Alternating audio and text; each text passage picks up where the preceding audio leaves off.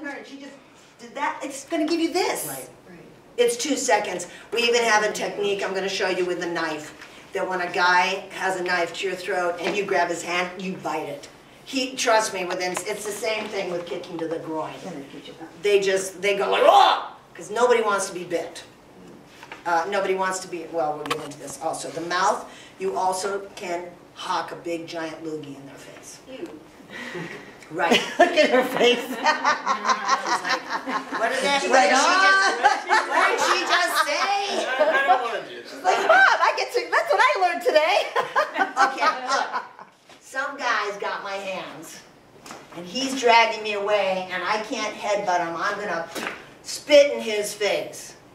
Because at first, that's nasty, all the way around.